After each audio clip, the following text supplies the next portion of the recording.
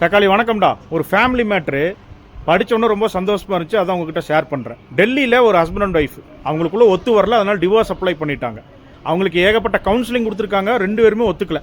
இவன் கூட சேர்ந்து வாழ முடியாதுங்க, இவ கூட சேர்ந்து வாழ முடியாதுங்க, அறுத்துடுங்க, ஆணியை பிடுங்க வேண்டாம், கவுன்சிலிங்காவது மண்ணாங்கட்டியாவது அப்படின்னு அந்த ரேஞ்சுக்கு போயிடுச்சு. விவாகரத்து வழக்கு கோர்ட்டில் போயிட்டு இருக்கும்போது ஒரு நாள் கோர்ட் வளாகத்திலேயே அந்த பொண்ணோட அப்பாவுக்கு ஹார்ட் அட்டாக் வந்துருச்சுங்க. நெஞ்ச பிடிச்சி கீழே விழுந்துட்டார் போல். இந்த ஹஸ்பண்டு கொஞ்சம் கூட யோசிக்காம ஓடி போய் அவரை தூக்கிட்டு போய் ஹாஸ்பிட்டலில் சேர்த்து காப்பாத்திட்டார்.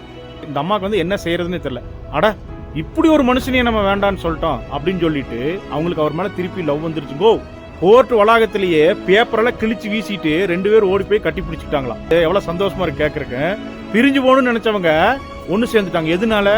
ஒரு சின்ன ஆக்ட் ஆஃப் கைண்ட்னஸ், ஒரு அன்பு, ஒரு அக்கறை. அது எப்படி பாத்துங்க, அவர் 2 பேர்த்தையும் சேர்த்து வச்சிருச்சு. நிறைய பேர் ஹஸ்பண்ட் அண்ட் ஒய்ஃப் டிவோர்ஸ்க்கு எதுக்கு போறாங்க? ஈகோங்க.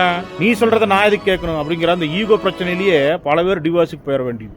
பட் ஆனால் ஒரு சின்ன act of kindness at the end of the day இந்த ஹியூமன் ஸ்பீசிஸ் இருக்குல்ல, அது லவ்னால இணைக்கப்பட்டிருக்குங்கிறதா உண்மை. இன்னைக்கு அந்த குடும்பம் ஒன்று சேர்ந்துருச்சு. ரொம்ப சந்தோஷமா இருக்கு. அவங்களுக்கு ஒரு அட்வைஸ் பண்ணிக்கிறேன். எதா இருந்தாலும் நீங்க 2 பேர் பேசிக்கிங்க, வேற எவன் பேச்சையும் கேட்காதீங்க.